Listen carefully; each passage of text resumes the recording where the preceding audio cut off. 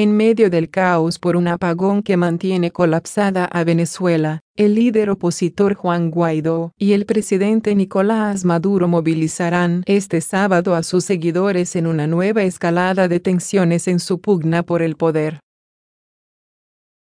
El gigantesco corte de luz comenzó el jueves y afecta a Caracas y casi todos los 23 estados de Venezuela. El apagón, el peor que sufre el país petrolero, obligó a suspender las actividades laborales y escolares, causando zozobra en la población, que tampoco tiene agua y está prácticamente incomunicada por la inestabilidad de las redes de telefonía e Internet. Los hospitales viven una situación dramática.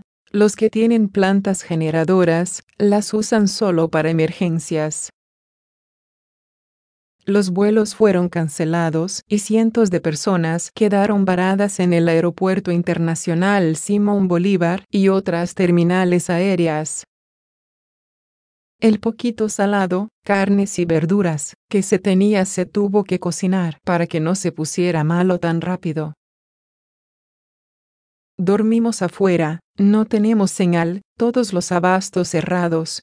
Esto es un caos, declaró Elena Bermúdez, de 31 años. Casi todo el país, de 30 millones de habitantes, pasó una segunda noche a oscuras, aunque en sectores de Caracas el servicio se restablecía intermitentemente.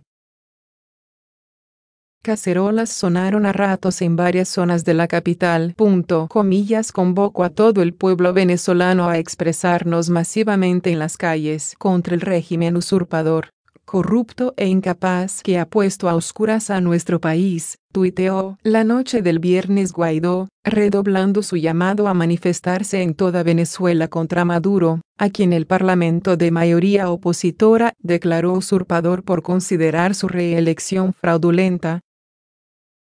Maduro, quien también había convocado hace unos días a sus seguidores a manifestarse contra el imperialismo, atribuye el apagón a una guerra eléctrica promovida por el imperialismo estadounidense. Venceremos, aseveró. La masiva falla eléctrica se produce en medio del hartazgo por una fuerte crisis económica, con escasez de medicinas y alimentos y una hiperinflación que ha provocado el éxodo de 2,7 millones de venezolanos desde 2017 según la ONU, y que la OEA proyecta llegará a 5 millones este año.